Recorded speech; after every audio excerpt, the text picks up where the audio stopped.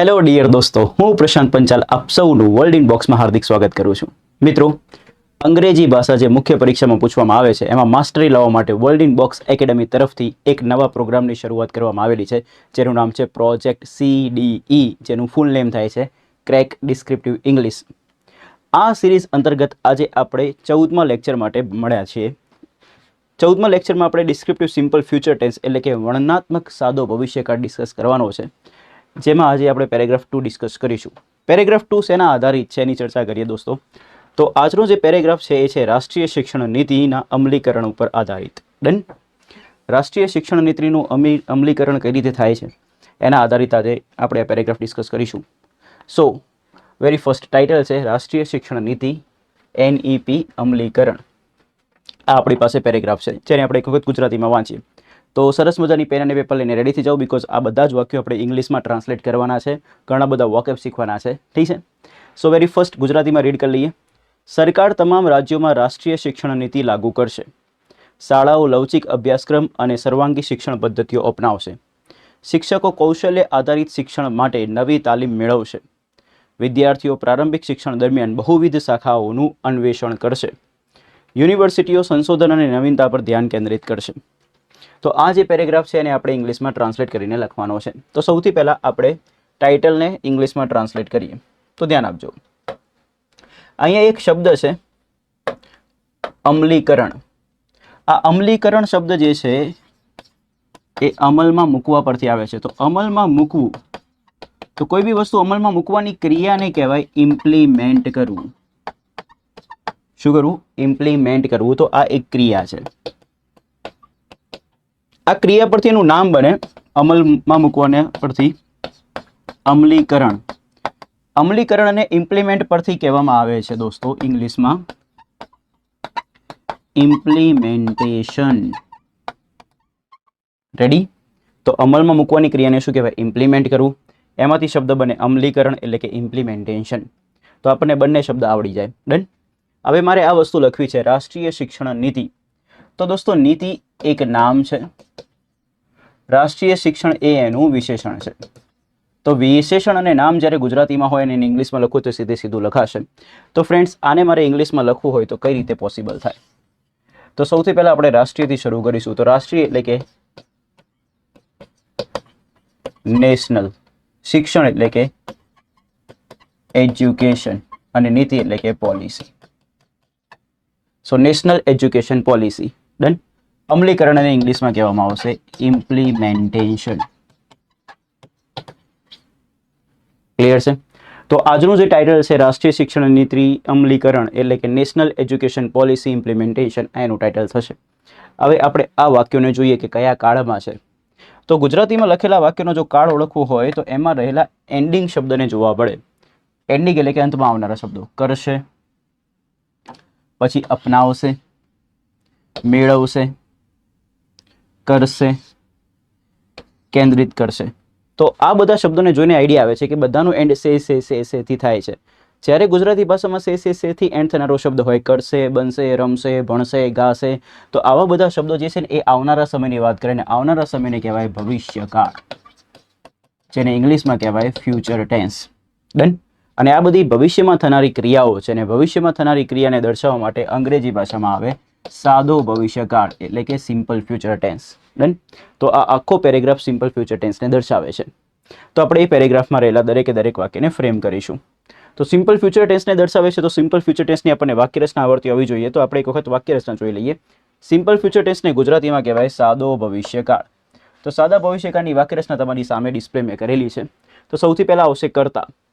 કર્તા પછી સાદા ભવિષ્યકાળનું ક્રિયાપદનું રૂપ, જે બે શબ્દોથી બને છે. એક આવશે વિલ શેડ અને એના પછી આવશે ક્રિયાપદનું મૂળ રૂપ, પછી કર્મ અને અન્ય શબ્દો. હવે અહીંયા ચોઈસ બે છે, વિલ આવે કે શેલ આવે. એ નક્કી કેમ નથી આવે? તો એ નક્કી કરવા માટે કર્તાને જોવું પડે. જો આઈ અને વી કરતા હોય તો આઈ અને વી કરતા સાથે બંને જવાબ શક્ય છે, શેલ અને વિલ.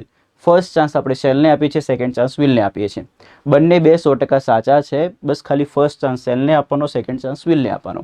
કોઈ આઈ અને વીની સાથે વિલ લખીને આવે તો બી 100% સાચું, શેલ લખીને આવે તો બી 100% સાચું. પરંતુ જ્યારે કરતા આઈ અને વી સિવાયનો હોય તો આઈ અને વી સિવાયના બધા જ કરતા સાથે ફક્ત એક જ ચોઈસ આવે, કઈ? વિલ. ડન. હવે પ્રશ્ન છે કે અહીંયા સર મૂળ રૂપ કેમ આવ્યું? તો ઇંગ્લિશનો રૂલ છે કે વિલ શેલના પછી હંમેશા ક્રિયાપદનું મૂળ રૂપ જ આવશે. આ ઇંગ્લિશ ગ્રામરનો નિયમ છે. તો તમારે ગ્રામેટિકલી બી હું તમને સ્ટ્રોંગ કરતો જઉં છું. જેમ મેથ્સમાં 2 હોય તો 2 પછી શું આવે? 3. 8 હોય તો 8 પછી શું આવે? 9. એવી રીતે ઇંગ્લિશ લેંગ્વેજમાં વિલ શેલ હોય તો પછી ક્રિયાપદનું કયું રૂપ આવે? મૂળ રૂપ. તો કોઈ તમને કહે કે સાદા ભવિષ્યકાળની વાક્યરચના બોલો, તો ખાલી આ 2 શબ્દ યાદ રાખ્યા હોય તો આપણું કામ થઈ જાય. કયા 2 શબ્દ? વિલ શેલ પ્લસ ક્રિયાપદનું મૂળ રૂપ. ડન. હવે આપણે આ વાક્યમાં, આ પેરેગ્રાફમાં જે વાક્યો રહેલા છે એને એક એકને ફ્રેમ કરીએ. તો સૌથી પહેલું વાક્ય, સરકાર તમામ રાજ્યોમાં રાષ્ટ્રીય શિક્ષણ નીતિ લાગુ કરશે. તો આ વાક્યના પહેલાં જરૂરી વાક્ય શીખીએ. તો લાગુ કરવું, લાગુ કરવાની ક્રિયાને કહેવાય ઇમ્પ્લિમેન્ટ કરવું. ડન. રાષ્ટ્રીય શિક્ષણ નીતિ, તો નીતિ એક નામ છે, રાષ્ટ્રીય શિક્ષણ એનું વિશેષણ છે, એટલે વિશેષણ અને નામ સીધે સીધું લખાશે. આની ચર્ચા હમણાં મેં તમને ટાઇટલમાં બી કરી. રાષ્ટ્રીયને કહેવાશે નેશનલ, શિક્ષણને કહેવાશે એજ્યુકેશન અને નીતિને કહેવાશે પોલિસી. ડન. જો રાષ્ટ્ર પોતે નામ હોય તો કહેવાય નેશન, પણ રાષ્ટ્રમાંથી શબ્દ બને રાષ્ટ્રીય. આ એક વિશેષણની રીતે વપરાય છે ગુજરાતી ભાષામાં. તો નેશનમાંથી થઈ જાય નેશનલ. ડન. એટલા માટે દોસ્તો આનું આખું ઇંગ્લિશ બનશે નેશનલ એજ્યુકેશન પોલિસી. શું બને? National education policy. ક્યાંથી આવ્યું તો એ તમને આઈડિયા આવવો જોઈએ. મેં તમને સમજાવી દીધું છે. તમામ રાજ્યોમાં, જ્યારે કોઈ બી વસ્તુ તમામ રાજ્યોમાં થતી હોય એટલે કે બધી બાજુ ફેલાતી હોય તો એના માટે ફ્રેન્ડ્સ એક સારો શબ્દ આવશે. માં માટે ઇન નહીં લખાય. એ કેસમાં તમામ રાજ્યોમાં થશે તો ચારે બાજુ જ્યારે વસ્તુ ફેલાતી હોય તેના માટે શબ્દ આવે અક્રોસ. શું આવે? અક્રોસ. અને તમામ રાજ્યો, તો રાજ્યો નામ છે, તમામ એનું વિશેષણ છે, તો તમામને કહેવાશે ઓલ અને રાજ્યોને કહેવાશે સ્ટેટ્સ. તો એને કહેવાય ઓલ સ્ટેટ્સ. માનું અંગ્રેજી અહીંયા થશે અક્રોસ, કારણ કે ચારે બાજુ ફેલાવાનું છે. તો શું બને? Across all states. રેડી? તો જે જરૂરી વાક્ય બતાવી આપણે શીખી લીધા છે. હવે આપણે આ વાક્યને ફ્રેમ કરીશું. તો ધ્યાન આપજો. વાક્યને બનાવવા માટે સૌથી પહેલાં કર્તા શોધવો પડશે. અને કર્તાને શોધવા માટે હંમેશા એક ટેકનિક યાદ રાખીશું કે ગુજરાતીમાં રહેલા વાક્યમાંથી કર્તા શોધવું હોય તો તમારે કોણથી પ્રશ્ન પૂછવાનો. શેનાથી? કોણથી પૂછો. કોણ રાષ્ટ્રીય શિક્ષણ નીતિ લાગુ કરશે? તો જવાબ મળે છે સરકાર. તો આપણો કર્તા રેડી થઈ ગયો. સરકારને ઇંગ્લિશમાં કહેવાય ઓફિસર્સ, ગવર્મેન્ટ. અને ગવર્મેન્ટની આગળ હંમેશા ધ આર્ટિકલ લાગે. તો અહીંયા શબ્દ બન્યો ધ ગવર્મેન્ટ. રેડી? બીજા સ્ટેપમાં આવશે ક્રિયાપદ. લાગુ કરશે, ભવિષ્યની વાત છે તો સાદા ભવિષ્યકાળનું ક્રિયાપદ આવે. સાદા ભવિષ્યકાળનું ક્રિયાપદ 2 શબ્દથી બને, વિલ અથવા શેલ. ને પછી જે બી ક્રિયાપદ હોય એનું કયું રૂપ? મૂળ રૂપ. તો અહીંયા કર્તા તરીકે છે ગવર્મેન્ટ, જે આઈ અને વી સિવાયનો કર્તા છે. અને રૂલ ખબર છે, આઈ અને વી સિવાયના બધા જ કર્તા સાથે શું આવશે? વિલ આવશે. એટલા માટે ઓફિસર્સ અહીંયા લખીશું વિલ. પછી લાગુ કરવાની ક્રિયાને શું કહેવાય? ઇમ્પ્લિમેન્ટ. તો કર્તા આવી ગયું, ક્રિયાપદ આવી ગયું. હવે વારી આવે ઇંગ્લિશમાં કોની? કર્મની. ને કર્મને લખવા માટે પહેલાં એને શોધવો પડશે. ને કર્મને શોધવા માટે એક પ્રશ્ન પૂછવાનો શુંથી અને બીજો એક પ્રશ્ન પૂછવાનો કોનેથી. 1 સેકન્ડ. શેનાથી? શું અને કોનેથી. આ બંનેના જવાબ મળે તો 2 કર્મ છે. બંનેમાંથી કોઈ એકનો જવાબ મળે તો એક કર્મ છે. બંનેમાંથી એકનો બી જવાબ ના મળે તો એક પણ કર્મ નથી. આવું વિચારી લેવાનું. તો પહેલા પ્રશ્ન પૂછો સરકાર શું લાગુ કરશે? તો જવાબ મળે છે રાષ્ટ્રીય શિક્ષણ નીતિ. તો આપણું કર્મ થયું. અને રાષ્ટ્રીય શિક્ષણ નીતિને ઇંગ્લિશમાં શું કહેવાય? National education policy. તો અહીંયા આપણે લખીશું national education policy. Ready?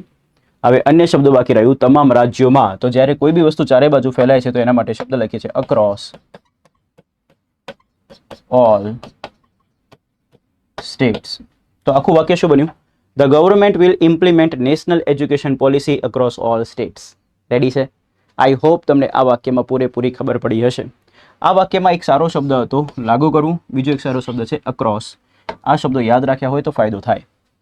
Next, શાળાઓ લવચિક અભ્યાસક્રમ અને સર્વાંગી શિક્ષણ પદ્ધતિઓ અપનાવશે. તો જે જરૂરી વોકેબ છે જોઈ લઈએ. અપનાવવું, અપનાવવાની ક્રિયાને કહેવાય એડોપ્ટ કરવું. શું કહેવાય? એડોપ્ટ કરવું. આ એડોપ્ટ શબ્દ આપણે ઘણી વખત સાંભળેલો હશે કે આપણે કોઈ, માન લો કે કોઈ પેરેન્ટ્સ છે, કોઈ ફેમિલી છે, એ કોઈ બચ્ચાને પોતાને ગોદ લે છે તો એને શું કહે છે? એડોપ્ટ કર્યું. શું કર્યું? એડોપ્ટ. ડન. તો એ અપનાવવાની ક્રિયાને શું કહેવાય? એડોપ્ટ કરવું. લવચિક અભ્યાસક્રમ, ખૂબ સારો શબ્દ. અભ્યાસક્રમ એક નામ છે, લવચિક એનું વિશેષણ છે તો સીધે સીધું લખવામાં આવશે. લવચિકને ઇંગ્લિશમાં કહેવાય ફ્લેક્સિબલ. શું કહેવાય? ફ્લેક્સિબલ. ફ્લેક્સિબલ. રેડી? અને અભ્યાસક્રમ એટલે અહીંયા એવા અભ્યાસક્રમની વાત થાય છે કે જેમાં ખાલી ભણવાનું નહીં, ખાલી ભણવાના જ અભ્યાસક્રમની વાત હોય ને તો એને કહેવાય સિલેબસ.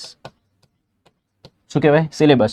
પરંતુ અહીંયા અભ્યાસક્રમમાં દોસ્તો ભણવાની સાથે સાથે આખા વર્ષ દરમિયાન જે બી સાંસ્કૃતિક પ્રક્રિયાઓ કરવામાં આવે, એટલે કે એક્ટિવિટી કરવામાં આવે, પછી સ્પોર્ટ્સ એક્ટિવિટી કરવામાં આવે, બીજી અધર એક્ટિવિટી કરવામાં આવે, એ બધી જ એક્ટિવિટીના સાથેના અભ્યાસક્રમની વાત છે. તો એવા અભ્યાસક્રમને કહેવાય કરિક્યુલમ.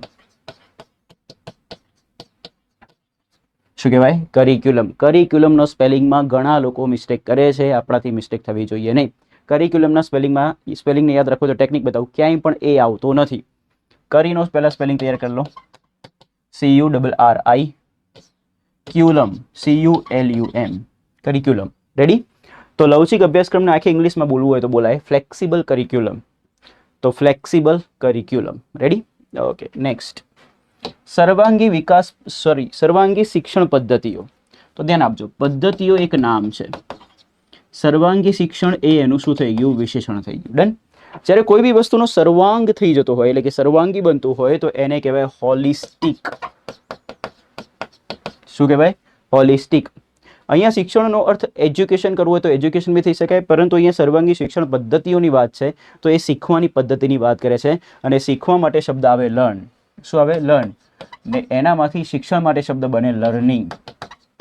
શું બને? લર્નિંગ. તો હોલિસ્ટિક લર્નિંગ. અને પદ્ધતિઓ એટલે કે અહીંયા પદ્ધતિઓ માટે આપણે સારો શબ્દ યુઝ કરીશું મેથડ્સ. શું છે? મેથડ્સ. ડન? પદ્ધતિઓ માટે આપણે સિસ્ટમ્સ યુઝ નહીં કરીએ, અહીંયા બેટર વર્ડ્સ કયું રહેશે? મેથડ્સ, કારણ કે શીખવાની વાત છે, શિક્ષણના સેન્સમાં વાત છે. તો સર્વાંગી શિક્ષણ પદ્ધતિનું અંગ્રેજી થશે હોલિસ્ટિક લર્નિંગ મેથડ્સ. ડન? શીખવાની ક્રિયાને કહેવાય લર્ન. એમાંથી આપણે શિક્ષણ બનાવ્યું છે એક વિશેષણ, તો એના માટે ક્રિયાપદનું ING વાળું રૂપ લખેલું છે લર્નિંગ. ક્રિયાપદનું ING વાળું રૂપ અને ED વાળું રૂપ એડજેક્ટિવ એટલે કે વિશેષણની રીતે વાપરી શકાય. કોની રીતે વાપરી શકાય? વિશેષણની રીતે. તો અહીંયા લર્નિંગ વિશેષણની રીતે આવેલું છે. તો આખો શબ્દ શું બને? Holistic learning methods. રેડી? તો પ્લીઝ સમજજો મને. તો જેટલા બી વોકેબની જરૂર હતી બધા વોકેબ આપણે શીખી લીધા છે. હવે આપણે એને એપ્લાય કરીએ આપણા વાક્યમાં. તો સૌથી પહેલાં કર્તા શોધવું પડશે, ને કર્તાને શોધવા માટે કોણથી પ્રશ્ન પૂછીશું? પૂછો, કોણ શિક્ષણ પદ્ધતિઓ અપનાવશે? તો શાળાઓ. શાળાઓને ઇંગ્લિશમાં કહેવાય સ્કૂલ્સ. પછી ક્રિયા છે ભવિષ્યની, તો સાદા ભવિષ્યકાળનું રૂપ આવશે. ખબર કેમ નહીં પડે ભવિષ્યની? કારણ કે સે લખેલું છે. તો સાદા ભવિષ્યકાળની વાક્ય રચનામાં આવશે ક્રિયાપદનું ભવિષ્યકાળનું રૂપ, તો વિલ શેલ પ્લસ મૂળ રૂપ. કર્તા તરીકે સ્કૂલ્સ છે, સ્કૂલ્સ સાથે ઇંગ્લિશમાં વિલ આવે. હવે અપનાવવાની ક્રિયાને શું કહેવાય? એડોપ્ટ કરવું. તો સ્કૂલ્સ વિલ એડોપ્ટ.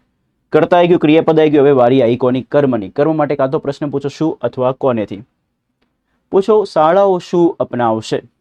તો તમને જવાબમાં મળે છે લવચિક અભ્યાસક્રમ અને સર્વાંગી શિક્ષણ પદ્ધતિઓ. આટલો મોટો કર્મ છે બોસ. હવે આટલા મોટા કર્મને કઈ રીતે લખાય? તો એકદમ સિમ્પલ ટેકનિક. ધ્યાનથી જુઓ, તમને વચ્ચે અને દેખાય છે, તો અનેનો પહેલાવાળો પાર્ટ આખો પહેલાં લખાશે, પછી વાળો પાર્ટ આખો પછી લખાશે. પહેલાવાળા પાર્ટમાં તમે ધ્યાનથી દેખી લો, અભ્યાસક્રમ નામ છે, લવચિક એનું વિશેષણ છે, તો એ સીધું આવશે. તો આપણા માટે શબ્દ બનશે ફ્લેક્સિબલ કરિક્યુલમ, અને એનું અંગ્રેજી થશે એન્ડ. સર્વાંગી શિક્ષણ પદ્ધતિઓ, જેને ઇંગ્લિશમાં કહેવાશે હોલિસ્ટિક લર્નિંગ મેથડ્સ. ડન? અહીંયા કોઈ લર્નિંગની જગ્યાએ એજ્યુકેશનલ લખીને આવે ને તો બી ચાલે, કોઈ ફરક નથી પડતો. આપણે બેસ્ટ લખવું છે એટલા માટે આપણે અહીંયા લર્નિંગ લખ્યું, કારણ કે શીખવાના સેન્સમાં લખેલું છે. તો schools will adopt flexible curriculum and holistic learning methods. તો આ સરસ મજાનું વાક્ય છે. આમાં ખૂબ સારો સ્પેલિંગ એક કરિક્યુલમનો હતો, બીજો એક ફ્લેક્સિબલનો સ્પેલિંગ બી સારો એવો છે જે આપણને આવડતો હોવો જોઈએ. નેક્સ્ટ સેન્ટેન્સ તરફ આગળ વધીએ. શિક્ષકો કૌશલ્ય આધારિત શિક્ષણ માટે નવી તાલીમ મેળવશે. ઓકે, હવે ધ્યાનથી દેખો, આ જે વાક્ય છે એમાં આપણે વોકેબ શીખી લઈએ. તો સૌથી પહેલાં શિક્ષકોને આપણે નોર્મલ જે રૂટીન ડેઝમાં પહેલાં કહેતા હતા એ શું કહેવાય? ટીચર્સ. તો આ તો બધાને ખબર છે. હું તમને એક નવો શબ્દ શીખવાડું. દેખો, શિક્ષણ આપવું. જ્યારે કોઈ વ્યક્તિ કોઈને શિક્ષણ આપે છે તો એ સામેવાળાને એજ્યુકેટ કરે છે. શું કરે છે? એજ્યુકેટ. તો શિક્ષણ આપવાની ક્રિયાને શું કહેવાય? એજ્યુકેટ કરવું. જે વ્યક્તિ શિક્ષણ આપતો હોય એને કહેવાય શિક્ષક. તો એને મોડર્ન ઇંગ્લિશમાં એજ્યુકેટ પરથી એક નવું નામ આપવામાં આવેલું છે જેને કહેવાય એજ્યુકેટર. શું કહેવાય? એજ્યુકેટર. તો શિક્ષકો માટે જો ટીચર્સ ના લખવું હોય ને તો એક મોડર્ન વર્ડ લખજો એજ્યુકેટર્સ. તો આપણે મોડર્ન વર્ડ લખીશું એજ્યુકેટર્સ. ડન. હવે આવા વર્ડ્સ તમે લખેલા હોય તો એ અલગ ઇમ્પેક્ટ ક્રિએટ કરે, કારણ કે આખું ગામ ટીચર્સ લખીને આવે, તમે એજ્યુકેટર્સ લખ્યું હોય તો જે એક્ઝામિનર હોય એ તમારું પેપર ચેક જ્યારે કરે ને તો એના માઇન્ડમાં તરત ક્લિક થાય કે આનો વોકેબ પાવર સારો છે, આના જોડે નોલેજ વધારે છે. તો ક્યાંથી આવ્યું એજ્યુકેટર્સ? તો એજ્યુકેટ પરથી.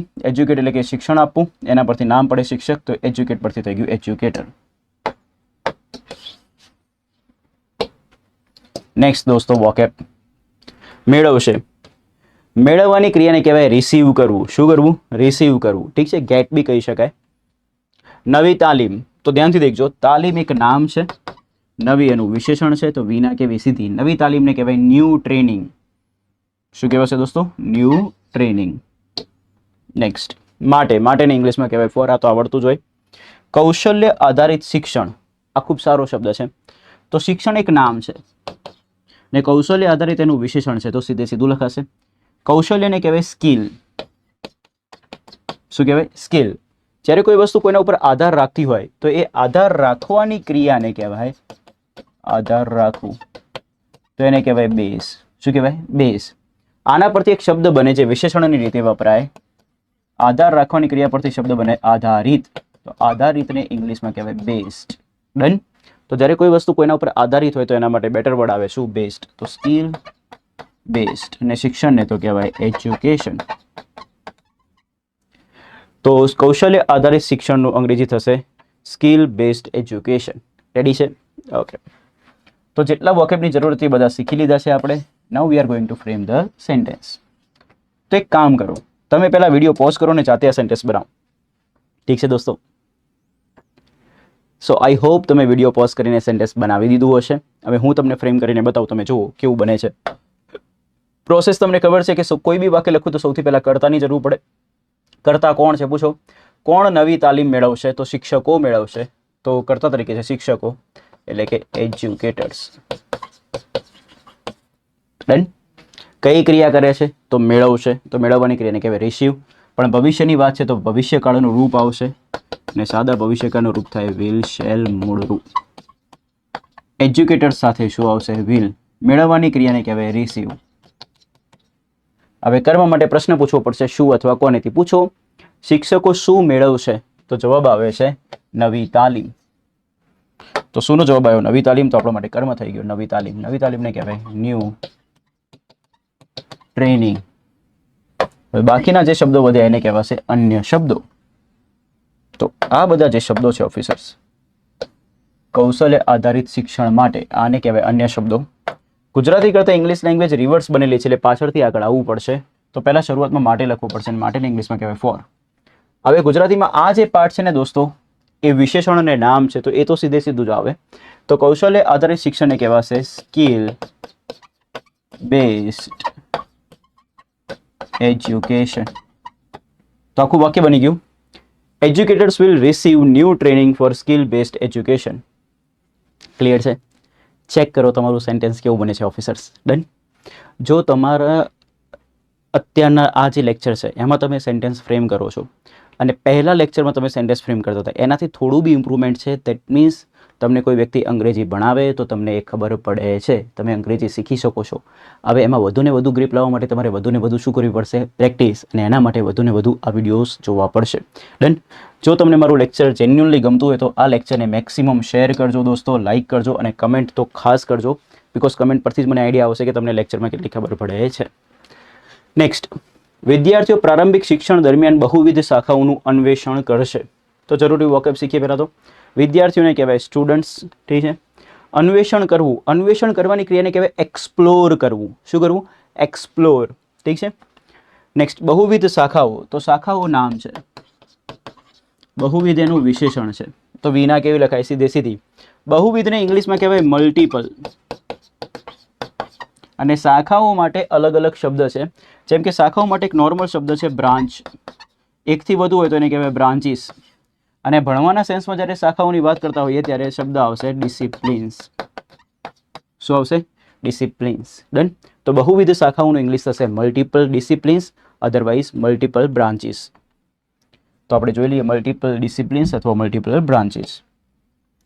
દરમિયાનને કહેવાય ડ્યુરિંગ. પ્રારંભિક શિક્ષણ, તો શિક્ષણ એક નામ છે, પ્રારંભિક એનું વિશેષણ છે, તો વિના સીધી. પ્રારંભિક શિક્ષણ માટે આપણે જે નોર્મલ લાઈફમાં વર્ડ યુઝ કરતા હોઈએ છીએ એને કહેવાય છે પ્રાઇમરી એજ્યુકેશન, અને અલગ રીતે બોલવું હોય તો એને કહેવાય અર્લી એજ્યુકેશન. કેવું? અર્લી. તો અર્લી એજ્યુકેશન અથવા તો પ્રાઇમરી એજ્યુકેશન. ડન. તો વી હેવ લર્ન ઓલ વોકેબ્સ, બધા વોકેબ શીખી લીધા. હવે આ વોકેબનો ઉપયોગ કરીને આ વાક્ય તમારે બનાવવાનું છે.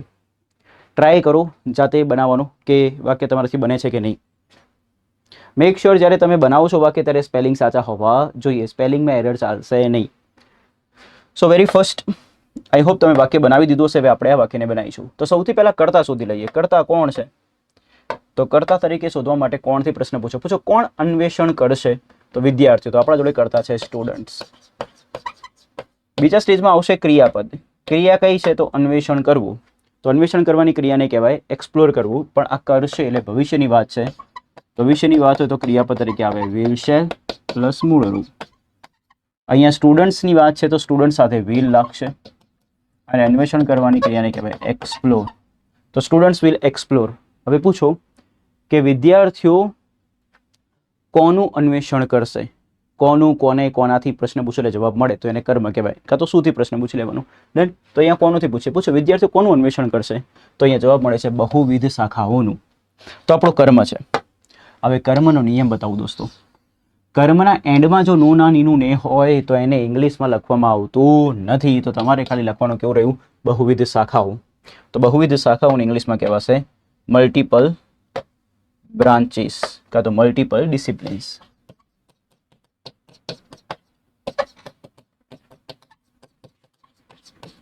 ડન. બ્રાન્ચીસ લખું તો બી ચાલે. હવે વધેલું શબ્દ જે છે એ અન્ય શબ્દો છે, એટલે કે પ્રારંભિક શિક્ષણ દરમિયાન અન્ય શબ્દો છે. અન્ય શબ્દો પાછળથી આગળ આવીને લખાશે કારણ કે ઇંગ્લિશ ગુજરાતી કરતાં ઊંધું છે. તો આપણે લખીશું ડિસિપ્લિન્સ, પછી દરમિયાન માટે આવશે ડ્યુરિંગ. પ્રારંભિક શિક્ષણ એટલે કે પ્રાઇમરી એજ્યુકેશન, ને કોઈને પ્રાઇમરી નથી લખવું તો એ વ્યક્તિ વર્ડ યુઝ કરી શકશે અર્લી. જગ્યા નથી લેવું, અહીંયા નીચે લખું છું, તમે સમજી શકશો મને. તો અહીંયા વાક્ય શું છે? Students will explore multiple disciplines during primary or early education. તો સરસ મજાનું વાક્ય આપણે ફ્રેમ કરી દીધું. સારા એવા વોકેબ શીખ્યા. વોકેબમાં ખૂબ સારો શબ્દ છે અન્વેષણ કરવું, એટલે કે એક્સપ્લોર કરવું. પછી શાખાઓ માટે એક બ્રાન્ચીસને બીજું ભણવાના સેન્સમાં હોય ત્યારે ડિસિપ્લિન્સ કહી શકાય. ઠીક છે. પ્રારંભિક શિક્ષણને પ્રાઇમરી એજ્યુકેશન તો આવડતું જ હોય. નવું શીખ્યા અર્લી એજ્યુકેશન. યુનિવર્સિટીઓ સંશોધન અને નવીનતા પર ધ્યાન કેન્દ્રિત કરશે. તો જરૂરી વોકેબ યુનિવર્સિટીઓ. તો યુનિવર્સિટી આ તો ખબર જ છે. હવે આનું જ્યારે બહુવચન કરવું હોય ત્યારે આ ટીને કહેવાય વ્યંજન ને આને કહેવાય વાય. અગાઉના ઘણા લેક્ચર્સમાં મેં તમને કહ્યું કે વ્યંજન વત્તા વાય હોય તો એનું બહુવચન કરવું હોય તો વાય નીકળી જાય અને IES લાગે. તો મારે જો આનું બહુવચન કરવું છે તો આ વાયને નીકાળી દઈશ ને શું લાગશે? IES, અને મારા માટે શબ્દ બનશે યુનિવર્સિટીઝ. ક્લિયર છે? ઓકે. ધ્યાન કેન્દ્રિત કરવું. આપણે લેક્ચર દરમિયાન ઘણી વખત આ શબ્દ ઇંગ્લિશમાં બોલતા હોઈએ છીએ ફોકસ, ફોકસ, ફોકસ. તો ધ્યાન કેન્દ્રિત કરવાની ક્રિયાને કહેવાય ફોકસ કરવું. હવે આના માટે એક સ્પેશિયલ રૂલ છે કે તમે ફોકસ જેના ઉપર કરવાનું હોય, એટલે કે ધ્યાન જેના ઉપર કેન્દ્રિત કરવાનું હોય એને દર્શાવવા માટે ઓન પ્રિપોઝિશન આવે. તો ફોકસ પછી જેના પર ધ્યાન કેન્દ્રિત થતું હશે એને લખતા પહેલાં ઓન પ્રિપોઝિશન લખવું પડશે. તો સ્પેશિયલ નોટને ખાસ યાદ રાખવી. જેના પર ધ્યાન કેન્દ્રિત કરવાનું હોય તેના માટે ઓન પ્રિપોઝિશન આવે. સંશોધન અને નવીનતા ખૂબ સારા શબ્દો છે, સમજજો. પહેલાં તો અનેથી જોડાયેલું છે, તો અનેથી પહેલાં વાળો પાર્ટ પહેલાં, પછી વાળો પાર્ટ પછી. સંશોધન અને નવીનતાને અંગ્રેજીમાં શું કહેવાય? તો સંશોધનને કહેવાય રિસર્ચ. ઠીક છે. સર્ચ એટલે શોધવું, સંશોધન કરવું એટલે ફરીથી કંઈક ને કંઈક શોધવું. જે શોધાયેલું છે એમાં કંઈક નવું શોધવું, તો એને કહેવાય રિસર્ચ. અને એને કહેવાય એન્ડ નવીનતાને કહેવાય ઇનોવેશન. શું કહેવાશે? ઇનોવેશન. તો આપણા માટે સંશોધન અને નવીનતાનું અંગ્રેજી થશે રિસર્ચ એન્ડ ઇનોવેશન. તો ખૂબ સારા સારા વાક્ય બધા શીખી લીધા. હવે આપણે આ વાક્યને ફ્રેમ કરીએ દોસ્તો. તો ફ્રેમ કરવા માટે સૌથી પહેલાં કર્તા શોધવો પડશે. પૂછો કોણ ધ્યાન કેન્દ્રિત કરશે? તો યુનિવર્સિટીઓ. તો અહીંયા આવશે યુનિવર્સિટીઝ. કઈ ક્રિયા કરશે? તો ધ્યાન કેન્દ્રિત કરશે. ભવિષ્યની વાત છે ને ભવિષ્યની વાત લખવી હોય તો કાં તો વિલ શેલ માંથી કોઈ એક આવશે અને એના પછી મૂળરૂપ આવશે ક્રિયાપદ. તો યુનિવર્સિટીઝ કરતાં જે છે એ આઈ અને વી સિવાયનો છે, અને આઈ અને વી સિવાયના કરતાં સાથે વિલ જ આવે, એટલા માટે અહીંયા આવશે વિલ. ધ્યાન કેન્દ્રિત કરવાની ક્રિયાને કહેવાય ફોકસ કરવું. ડન. હવે શું અથવા કોનેથી પ્રશ્ન પૂછવાનો, શેનાથી? શું અથવા કોનેથી. જવાબ મળે તો કર્મ છે, જવાબ ના મળે તો કર્મ નથી. પૂછો, યુનિવર્સિટીઓ શું ધ્યાન કેન્દ્રિત કરશે? We are not getting answer, આપણને જવાબ નથી મળી રહ્યો. યુનિવર્સિટીઓ કોને ધ્યાન કેન્દ્રિત કરશે? જવાબ નથી. તો ફ્રેન્ડ્સ, આ જે શબ્દ વધ્યા સંશોધન અને નવીનતા પર, આને કહેવાય અન્ય શબ્દો. શું કહેવાય? અન્ય શબ્દો. તો હવે ધ્યાન જેના પર કેન્દ્રિત થતું હશે, તો ધ્યાન કેન્દ્રિત તો કરશે, પણ ધ્યાન કેન્દ્રિત કોના પર થાય છે? તો સંશોધન અને નવીનતા પર. તો જેના પર ધ્યાન કેન્દ્રિત થતું હશે એને લખતા પહેલા ઓન પ્રિપોઝિશન આવે. એટલા માટે આ જે લખેલો શબ્દ છે પરનું અંગ્રેજી થાય ઓન. હવે દોસ્તો આ શબ્દ લખવાનો રહ્યો સંશોધન અને નવીનતા, આનેથી જોડાયેલું છે એટલે આ પાર્ટ પહેલા, આ પાર્ટ પછી. સંશોધનને કહેવાશે રિસર્ચ એન્ડ નવીનતાને કહેવાશે ઇનોવેશન.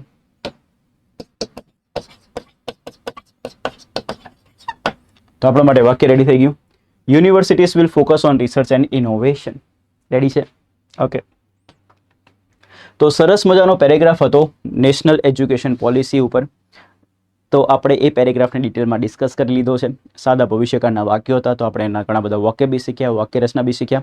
તો આવી જ રીતે નેક્સ્ટ લેક્ચરમાં અમે મળતા રહીશું. તમે મને કમેન્ટ સેક્શનમાં કમેન્ટ કરીને જરૂરથી બતાવજો કે તમને કોઈ ડાઉટ તો નથી રહી ગયો. જો ડાઉટ રહ્યો તો તમે મને કમેન્ટ સેક્શનમાં પૂછી શકો છો. હું ડેફિનેટલી રિપ્લાય કરીશ ને તમારા દરેક ડાઉટને ક્લિયર કરીશ. તમે અમારી એફર્ટ્સને વધુ એપ્રિશિએટ કરવા માંગતા હોય તો દોસ્તો તમે આ લેક્ચરને વધુમાં વધુ શેર કરો, લાઇક કરો અને કમેન્ટ કરીને જણાવજો કે આ લેક્ચર તમને કેવા લાગે છે. મળીએ દોસ્તો નેક્સ્ટ લેક્ચરમાં. Till then bye bye, take care, be happy, be healthy.